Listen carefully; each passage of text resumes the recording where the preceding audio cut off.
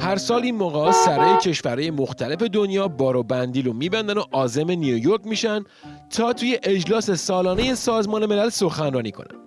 قاطی این سران یه عده دیکتاتور هم هستن که به مصداق مگس توی چای خودشون رو توی مجمع عمومی سازمان ملل جا میکنن.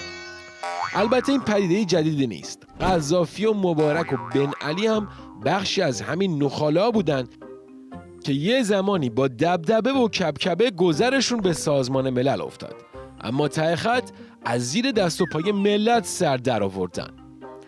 حالا این وسط شیخ فری هم شال و عمامه کرده و باز هم میخواد راهی نیویورک بشه.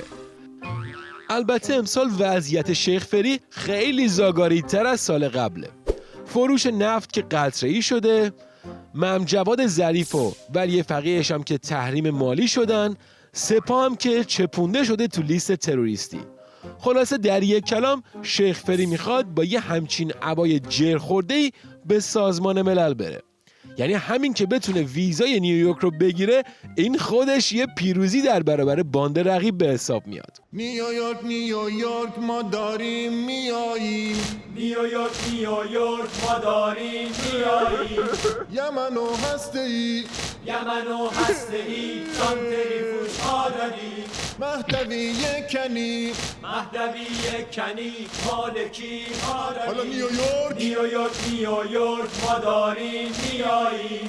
اگه ما نیاییم. حالا همه اینا یه طرف، هیئت استقبال کننده از شیخ فری توی نیویورک هم یه طرف. بله، همون هموطنایی که چند هفته پیش تو اروپا از ممجواد ظریف با تخم مرغ گندیده استقبال کردن، حالا آمادن که به گرمترین شکل ممکن از شیخ فری پذیرایی کنن. اینجاست که شیخ فری باید یه جورایی تغییر قیافه بده و خودشو مخفی کنه.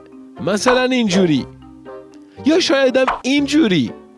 در هر حال شیخ فری با هر قیافه و هر کلکی هم که راهی نیویورک بشه، باز هم دردی از نظام دوا نخواهد کرد و دست آخر این ایرانی های با غیرت هستن که نقشه هاشو نقشه براب میکنن.